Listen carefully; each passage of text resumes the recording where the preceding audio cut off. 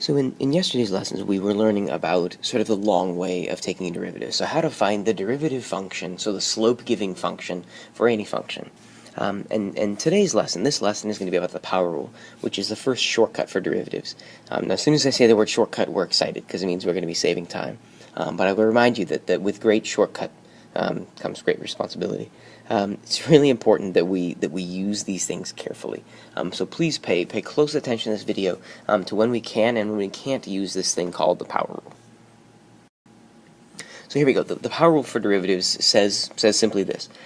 If you have a function which is x raised to some power, so if you have x to the 5th power, x to the 7th power, even x to a fractional power, like x to the 1/2 power, then the derivative of that function will be n times x to the n minus 1. So what this means is if you have x raised to a power, you can take that power and multiply it in front of the x, and then reduce the power by 1, like literally subtract 1 from the power. And that thing will be the derivative of your original function.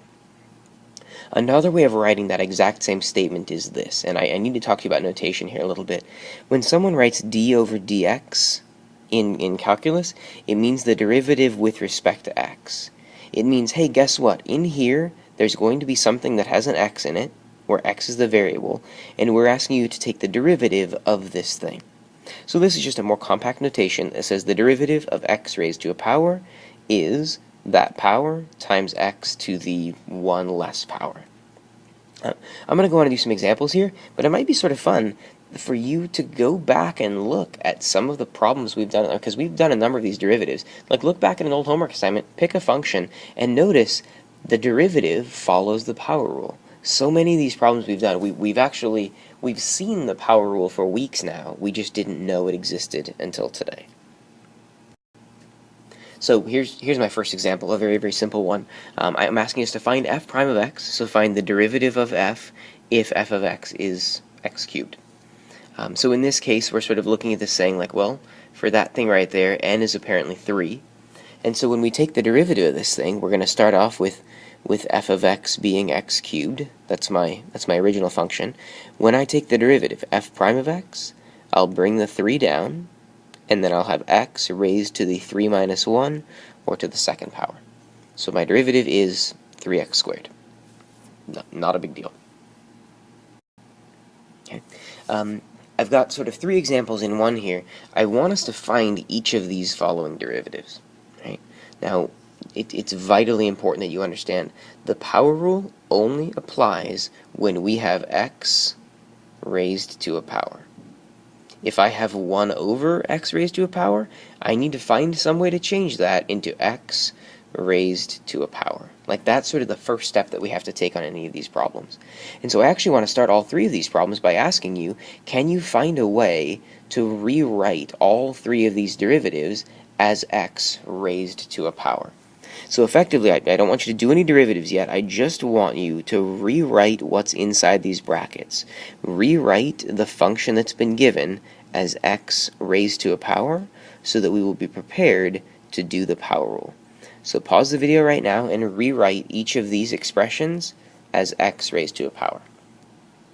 So the first one, the square root of x, is x to the 1/2 power. Okay?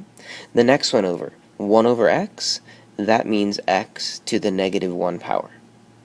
The last one, where we have 1 over the cube root of x, well, we know when we have 1 over something, it's going to end up being x to a negative power.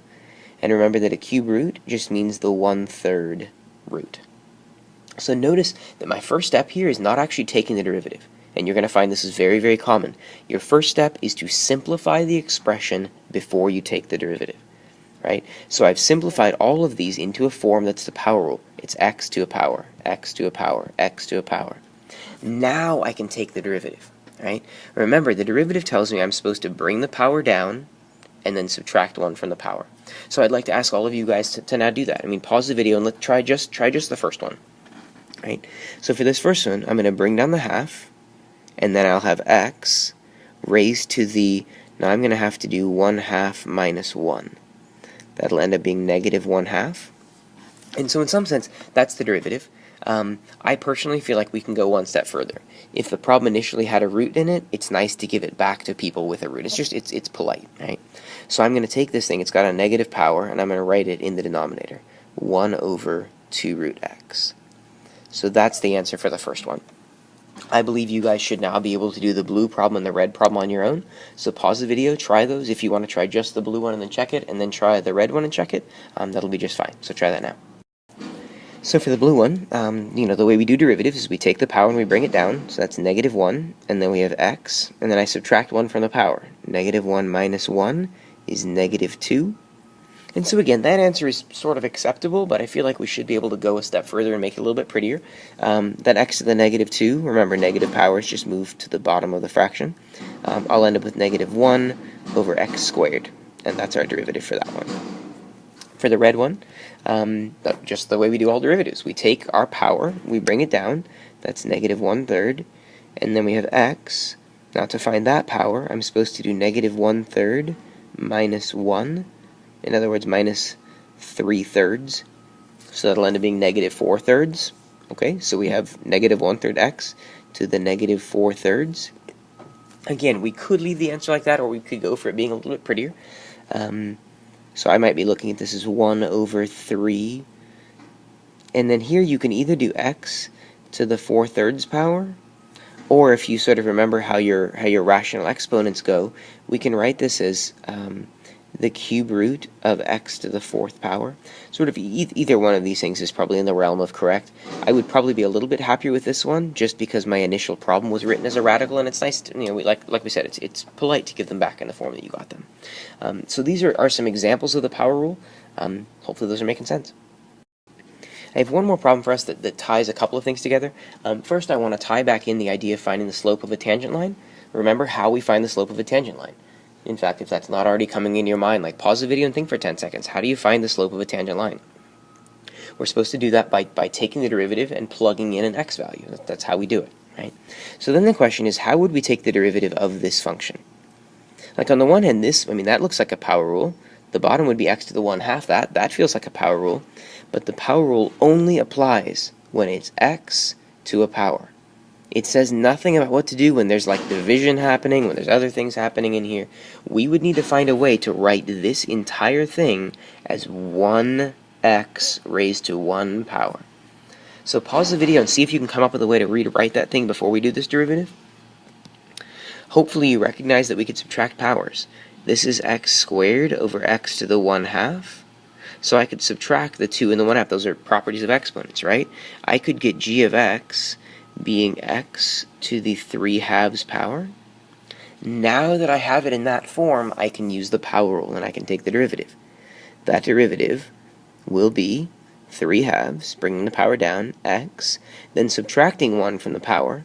If I subtract 1 here, that would be 2 over 2, so I'll end up with the 1/2 power. It looks like my derivative function, my g prime of x, is 3/2 times the square root of x. This thing is my derivative. Now, how do I find the slope of the tangent line? We're supposed to evaluate this for the x coordinate in mind. So I'm supposed to evaluate for 4. So if I plug in 4, g prime of 4 is 3/2 times the square root of 4. That's 3/2 times 2, which is 3. So 3 is the slope of the tangent line. So that's been our introduction to the power rule. It's a fantastic tool, but I cannot say enough. It can only be used on things that look like this. It will only work if you have 1x raised to 1 power. Anything beyond that like this, you have to simplify first.